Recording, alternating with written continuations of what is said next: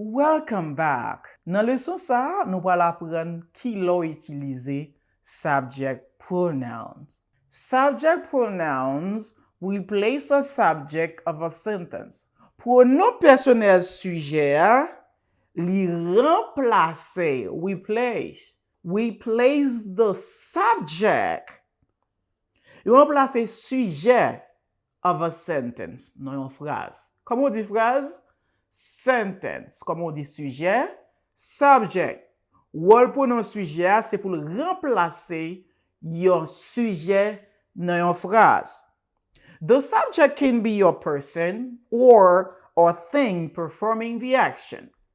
Donc, sujet capable yon personne ou bien li capable yon chose qui fait action. On nous regarde ensemble. Let's look at together. The example sentence we have is Samantha is reading a book. Samantha is reading a book. Samantha ap li yon livre.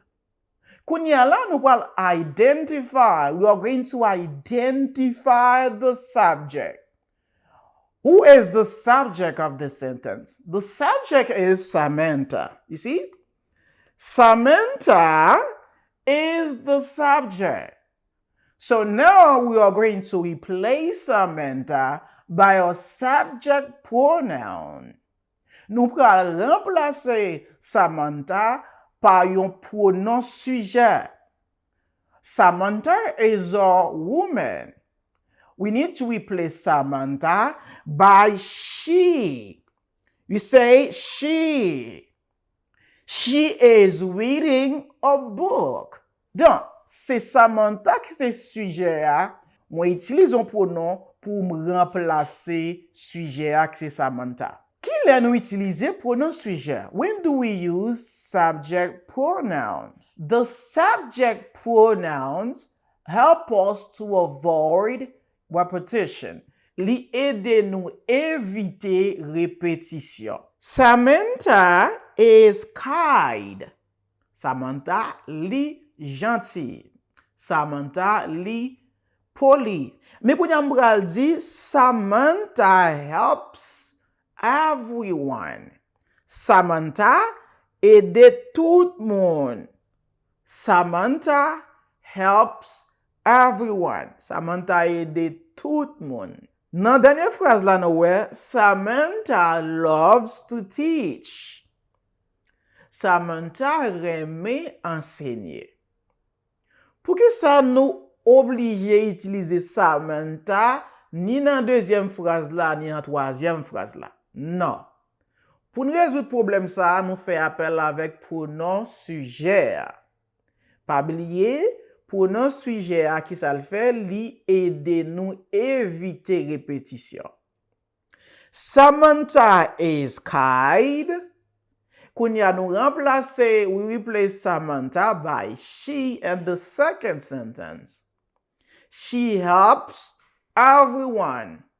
She helps everyone. Li aide tout le monde. Et dernière phrase là dit, she loves to teach. She loves to teach. Li aime enseigner. Donc après remarquer, pour qui raison ou utiliser the subject pronoun in English. On nous regarde qui côté nous utiliser ou bien pour qui ça nous utiliser pronom sujet.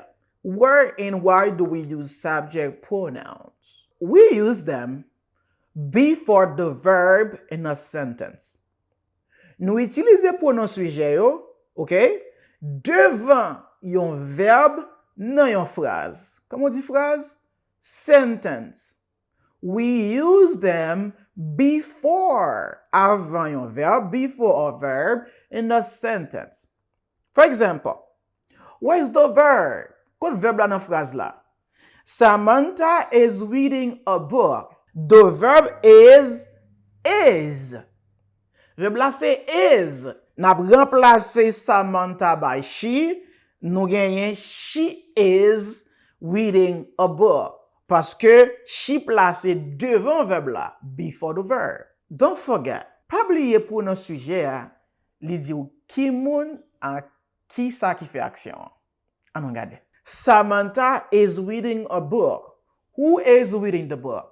Samantha. Samantha is the subject and we replace it by she. Now, Samantha is the person who does the action. Donc, merci parce que ou comprendre pour nos sujets qui l'ont utilisé kounya nous pour aller faire exercice ensemble.